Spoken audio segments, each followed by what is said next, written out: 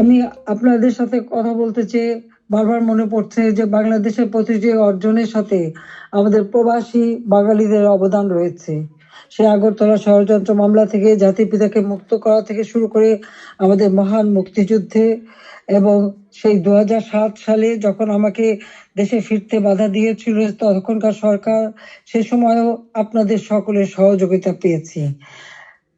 আজকেও যখন বাংলাদেশ অত্যন্ত একটা কঠিন সময়ের মধ্যে দিয়ে যাচ্ছে, একটা ফ্যাসিস্ট সরকারের অধীনে বাংলাদেশের মানুষের মৌলিক অধিকার, বেঁচে থাকার অধিকার সবই হরণ করা হয়েছে।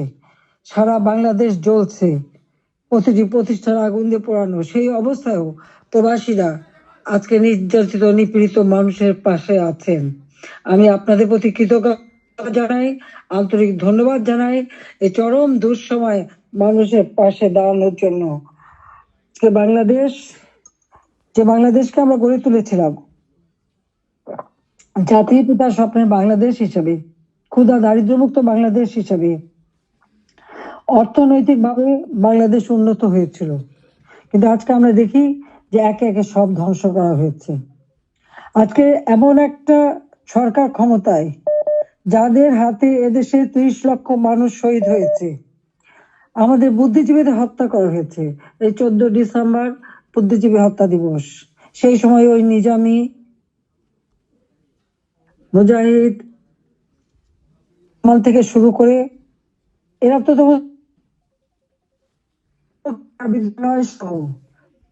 বিশ্ববিদ্যালয় থেকে শিক্ষক, ইঞ্জিনিয়ার, ডাক্তার সকল বুদ্ধিজীবীদেরকে তুলে নিয়ে যে নির্মমভাবে হত্যা করা হয়।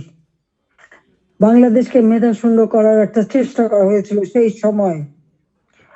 একদিকে পাকিস্তানি হানাদার বাহিনী, তাদের গণহত্যা, আর সেই সাথে সাথে এই আলবদর রাজাকার আল শামস বাহিনী বানিয়ে আমাদের একদিকে গণহত্যা, পাকিস্তানি হানাদার বাহিনীকে সহযোগিতা করা, অপরদিকে বুদ্ধিজীবীদের হত্যা করেছিল।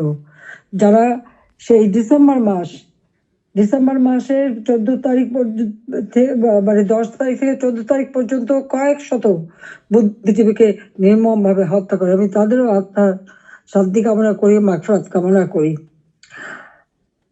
আমরা আওয়ামী লীগ 75 সালের পর 21 বছর পরে আবার সরকার গঠন করি, জনগণের সেবা করি। 2008-এর নির্বাচনে আমরা জয়ী হই। সেই নির্বাচনে আওয়ামী লীগ এককভাবে 233টা সিট পায়, আর বিএনপি পেয়েছিল মাত্র 30টা সিট।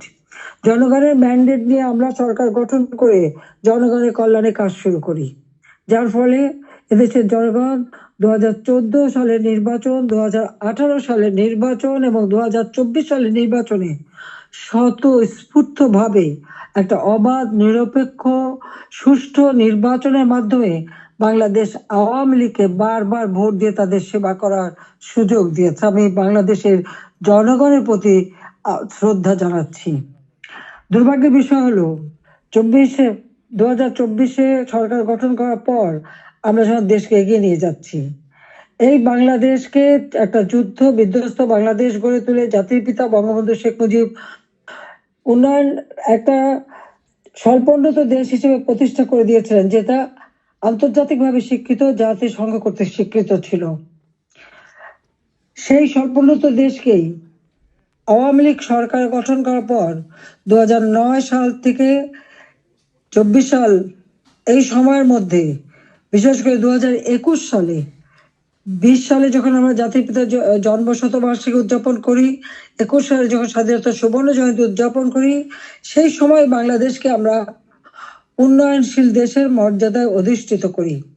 অর্থাৎ যেখানে বাংলাদেশ যেখানে জাতির পিতা বাংলাদেশকে রেখে গিয়েছিলেন, সেই জায়গা থেকে আমরা জাতির পিতার আদর্শ ধারণ করে তার পদাঙ্ক অনুসরণ করে বাংলাদেশকে আমরা উন্নয়নশীল দেশের মর্যাদা এনে দিই, জনগণের মৌলিক চাহিদা পূরণ করি, দারিদ্রের হার 41 ভাগ থেকে 18.7 ভাগে নামিয়ে আনি, হত দরিদ্র যা 25.1 ভাগ ছিল সেটা আমরা 5.6 ভাগে নামিয়ে আনি। আমাদের লক্ষ্য ছিল বাংলাদেশ সম্পূর্ণভাবে অতি দারিদ্র্যমুক্ত হবে। আর সেই লক্ষ্য নিয়ে ব্যাপক কর্মসূচি বাস্তবায়ন করি। প্রতিটি গ্রামকে শহরে রূপান্তর করি, ঘরে ঘরে বিদ্যুৎ পৌঁছে দিই, খাদ্য নিরাপত্তা নিশ্চিত করি, দরিদ্র মানুষের জন্য বিনা পয়সা খাদ্য বিতরণ, মধ্যবিত্ত নিম্নবিত্ত তাদের জন্য, এখন নিম্নবিত্তদের জন্য 15 টাকায় চাল, আর মধ্যবিত্ত বা যারা স্বল্প আয়ের তাদের জন্য 30 টাকা চাল যাতে কিনতে পারে, এবং ডাল তেল লবণ সহ কিনতে পারে। 1 কোটি পারিবারিক কার্ড আমরা তৈরি করে দিই টিসিবির মাধ্যমে, যাতে যারা ফিক্সড ইনকাম গ্রুপ, সীমিত আয়ের মধ্যে দিয়ে চলতে হয়, তাদের জন্য এই দ্রব্যমূল্যের উচ্চ মূল্যে তারা যেন কোনো মতে কষ্ট না পায়।